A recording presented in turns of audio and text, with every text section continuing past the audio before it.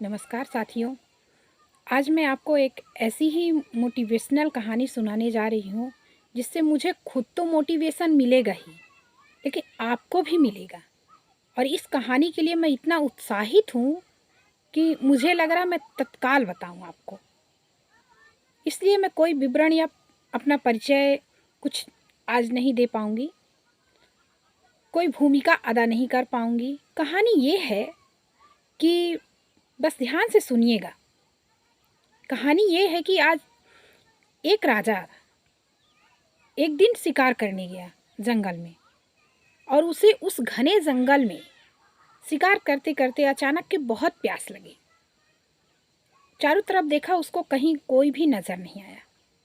अचानक कि उसको एक लकड़हारा मिला, तो उसने उसको पानी पिलाया। उस लकड़हारे ने राजा को पानी पिलाया। तो राजा ने कहा, तुम्हारा बहुत बहुत धन्यवाद, और किसी दिन अचानक मेरे राजमहल आ जाना, मैं तुमको इनाम दे दूंगा। लकड़हारे ने कहा, ठीक है। राजा चला गया। एक दिन सच में अचानक लकड़हारा कुछ दिनों बाद पहुंच गया राजमहल। राजमहल में जाकर राजा को याद दिलाया कि मैं वही लकड़हारा हूं जो उस दिन आपको जंगल में पानी पिलाया था। राजा ने कहा, इसके योग्य तो कोई मेरे पास इनाम नहीं है, इसको मैं क्या दूं। तो राजा ने सोचा, क्यों ना मैं अपने चंदन का बाग इसको दे दूं, देख रेख करेगा, ठीक रहेगा। राजा ने उसे तत्काल चंदन का बाग दे दिया, उसके नाम कर दिया। जब लकड़हारा गया तो बहुत सारा जंगल में उस चंदन के बाग में बहुत सारे पेड़ देखकर उसको बहुत खुशी हुई। उसने कहा, राजा ने तो मुझे जीने का सारा सहारा दे दिया, सब कुछ दे दिया। यहाँ तो मैं जीवन भर रह सकता हूँ, जी सकता हूँ, जब तक चाहूँ तब तक रह सकता हूँ। रोज वो जंगल की कुछ लकड़ियों को जलाता, चंदन के पेड़ की कुछ लकड़ियों को डेली जलाता और उससे कोयला बनाता। ऐसे ऐसे करते उसको कुछ दिन बीत गए। अब उस बाग में बहुत कम ही चंदन के पेड़ बचे थे। तो उस लकड़हारे ने कहा, अब इसके बाद मैं क्या करूँगा। तभी अचानक के एक दिन राजा को याद आया। उसने कहा, क्यों ना मैं उस लकड़हारे के पास जाऊंगा और वहीं पे जाकर अपने चंदन के बाग भी दिखाऊंगा। चलते चलते जब वो पहुंच गया तो दूर से ही उसको क्या दिखता है कि धुआं निकल रहा है चंदन के बाग से। राजा आश्चर्य में पड़ गया। उसके बाद नज़दीक जाते जाते उसने देखा कि तकरीबन कुछ ही चंदन के पेड़ अब उस बाग में बचे थे। राजा को तो ऐसे लगा जैसे उसके पांव तले से जमीन ही निकल गई हो। उसने उस लकड़हारे से कहा कि आश्चर्य से तुमने ये क्या किया।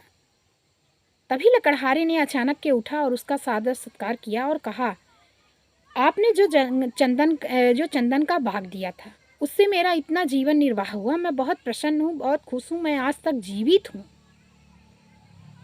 अगर आपके पास ऐसा ही कोई और एक बाग हो तो मुझे दे दीजिए। राजा ने समझा कि ये क्या हो रहा है। थोड़ी देर बाद उसको सब समझ में आ गया।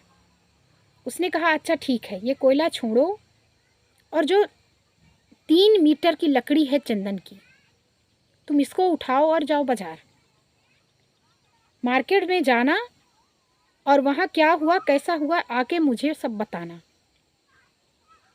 लकड़हारा ने कहा कि राजा ने इतना कह के चला गया।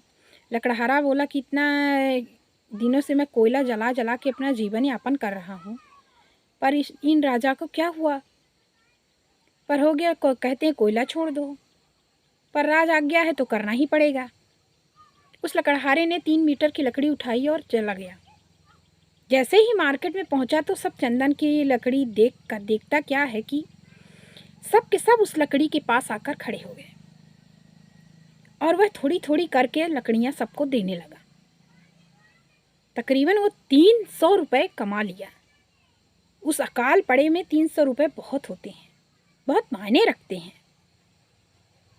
तब वो राजा के पास गया और गया और वहाँ पर उन राजा के पैर पड़ के खूब विनती करने लगा, रोने लगा और कहा, माफ़ी भी मांगा और कहा कि राजा मेरे से बहुत बड़ी गलती हो गई, मैं नहीं समझ पाया, हमें माफ़ कर दीजिए। अब मैं कहानी को यहीं स्टॉप करती हूँ और कहानी का सारांश बताती हूँ। चंदन का पेड़ हमारा शरीर है और चंदन की लकड़ियाँ मेरी सांसें। तो जैसे ही हम अपने शरीर में कुछ ही क्षण जब बचते हैं, तब हमको रियलाइज होता है कि हमने क्या किया। अब मेरे मरने का समय आया और मैंने अभी तक में क्या किया? कुछ नहीं किया।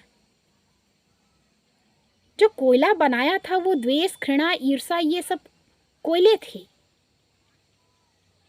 और जो चंदन की लकड़ियां थी वो प्रेम, सहयोग और सद्भावना थी। मैंने कुछ नहीं किया। तो आप भी अपने शरीर को चंदन के समान ही समझिए और प्रेम प्रेम ईर्ष्या घृणा, ईर्ष्या और द्वेष ये सबको हटाइए। ये कोयला है। और सद्भावना, मदद, प्यार, प्रेम, सहायता ये सब अपने जीवन में लाइए। ये आपका जीवन है और कुछ करिए। कहते हैं कि ज़िंदगी आपको जो भी अच्छा ज्ञान मिले आपको देर से, तो उसे स्वीकारिए। ज़िंदगी आपको अच्छी सीख ज़रूर देती है, लेकिन तब नहीं कि ज़रूरी नहीं है कि जब आप एक तमाच खाओ तभी आपको याद हो, तभी आपको एहसास हो। कभी कभी बिना तमाच खाए भी हमको एहसास करना चाहिए कि ज़िंदगी हमारी क्या है, दूसरों की मदद करने की है। भगवान ने आपको 2 हाथ दिए हैं, इन 2 हाथों से आप पता नहीं कितने लोगों का उद्धार कर सकते हो। तो कहानी का लास्ट में सारांश ये है कि आप अपने शरीर को, खुद को चंदन के लकड़ी की तरह बनाइए, उसका उपयोग करिए और लोगों से प्रेम से रहिए। जितने दिन हैं उतने दिन प्रेम से जिए। ईर्ष्या, द्वेष, घृणा ये सब आपके जीवन में अच्छी नहीं है। कोयला आपके जीवन में अच्छा नहीं है। बस आज मैं इतना ही कहना चाहूँगी। फिर मिलूँगी नेक्स्ट वीडियो में। और अगर आपको किसी से भी प्रेम है तो जिससे आप सबसे ज़्यादा प्यार करते हो उसको ये वीडियो शेयर करो और सब तक पहुँचाओ। बस आज मैं इतना ही कहना चाहूँगी। वीडियो अच्छा लगे तो प्लीज़ लाइक, शेयर और सब्सक्राइब करें और कमेंट ज़रूर दें। फिर मिलेंगे नेक्स्ट वीडियो में। और मास्क पहने, सबसे ज़्यादा ज़रूरी है।